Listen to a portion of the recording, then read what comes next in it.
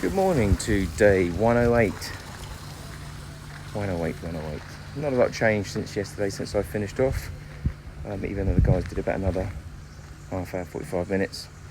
As we said yesterday, all acroed up.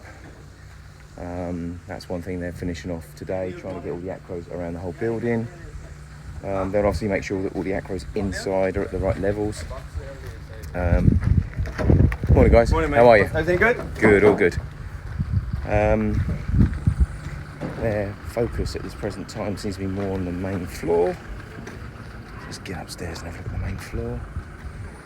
And also the pool area and the boxing up around the pool area. So, Rebar guy over here checking stuff.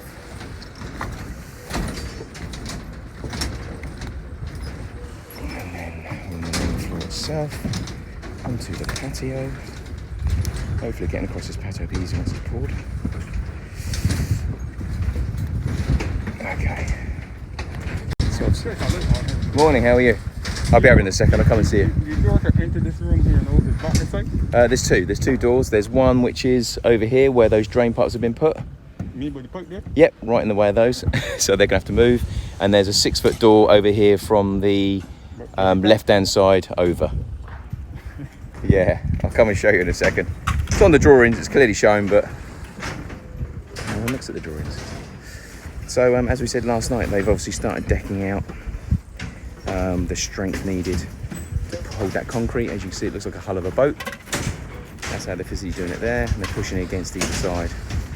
So that's the first stage. Anyway, and the owner is adamant that we're still pouring tomorrow, so there's so much still to do.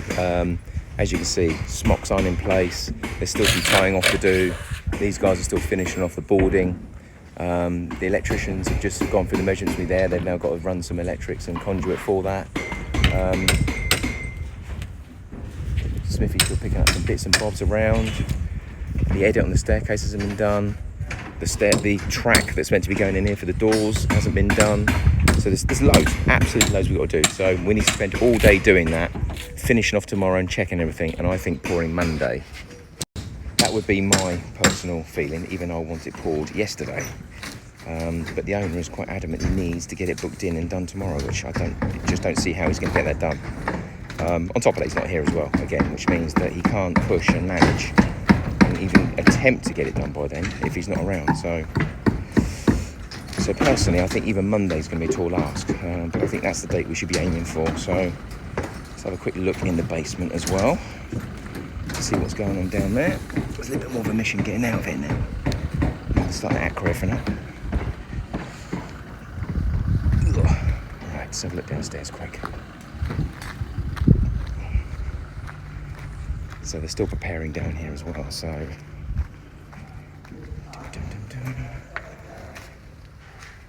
Dark as hell.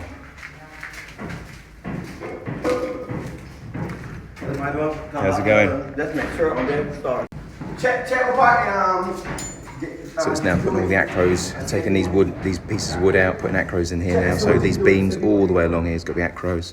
All the acros themselves have got to be tensioned and tested, straightened. Still got to clean out down here a little bit as well.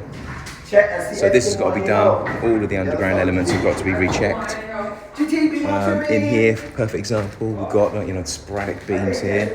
This probably needs about 30 acros going through here. Next door here needs about another 30 acros in there. Common sense says that being 13 inches of concrete 10 foot wide is going to be a huge amount of weight. So all of this has got to be double checked, and all of the outside perimeter has got to be propped up as well, because as soon as that concrete is put in, the weight that it's going to push against everything is absolutely humongous. So Monday's a tall ask. I'll try and get him to use common sense and go with Monday, and that's what we need to be sticking to. And it's really going to depend on how today and tomorrow goes. So it's all go. 4:45 on Saturday. The big man's upstairs. Looks like he's still trying to drive for tomorrow.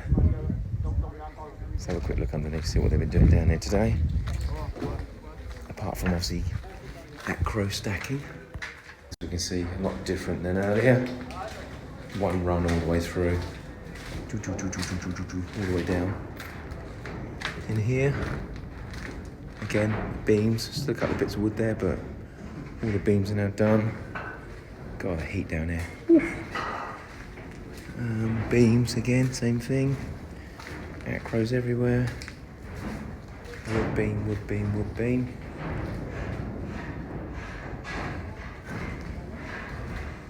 Cut out, still not done. Walk through the water.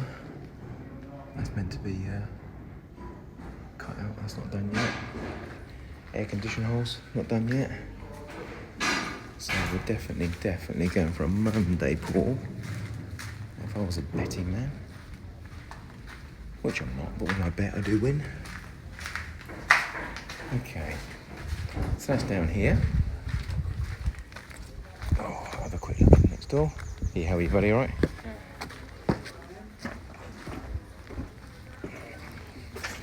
Tyson! Hard work, boys. How's it looking here, boy? Well, fairly good. We've still got the beam to do. There's still more Acros to come into here. This is going to be a shed load of weight in here, so they're going to need more Acros in here. Definitely the beam itself. The beam itself is going to have shed loads in there, so that's going to have to be boxed up and Acroed through. So they've not done in here yet. So again, some on the floor, some on the sides, something to do. Up to you, buddy. So, looks like they're starting to do that as we speak. Still an hour or so of the day left here anyway, so they've still got time to do other bits and bobs. But I would hazard a guess that what I'm seeing so far, tomorrow's still not going to happen. Let's have a look upstairs on the slab. God, it's getting more difficult to get up a lot. I start getting all this stuff for me, look. I'm a man in flip-flops. When I start getting up this sort of stuff. Anyway. I actually need men to be upstairs in flip-flops, but that's the way it is. Let's have a quick look.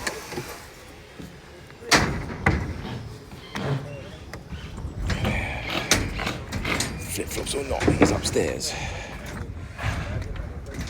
Okay, so who have we got up here? We've got Melvin, head of Electical, and his team over there.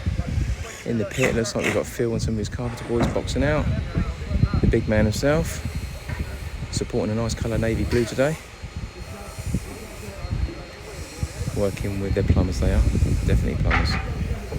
So, up here's looking... not looking finished, but it's looking okay. Over here, shed loads to do for.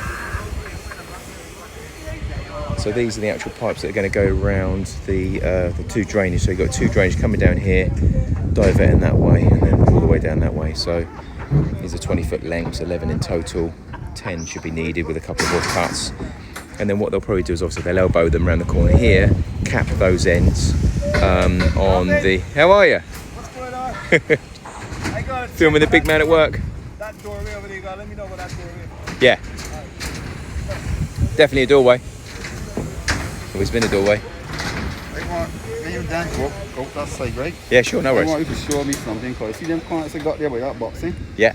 You say you want 14, 4, right? The bedroom, and all the rest is living room space? Yeah, so basically it's one open plan room, but originally that was going to be a 14-foot 4-bedroom. So I said to your man, keep it as it is at the moment, so you know where to put the power either side of the bed, because there still will be a bed on that wall.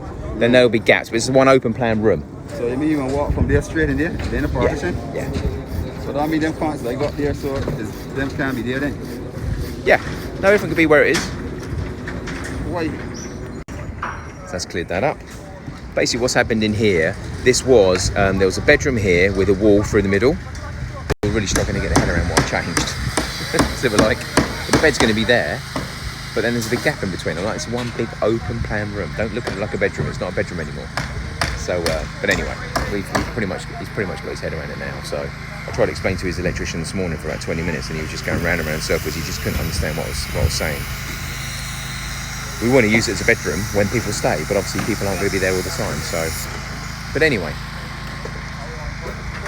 spin it around. Rebar still taking place on the floor.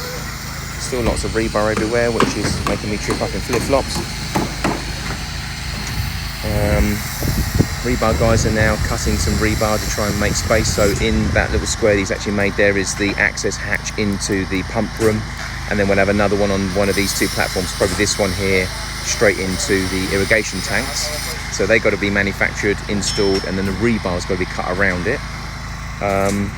Obviously at some stage you're going to have to redo the little return on the staircase there as well, so it'll be the same thing, box it, make it, cut the rebar.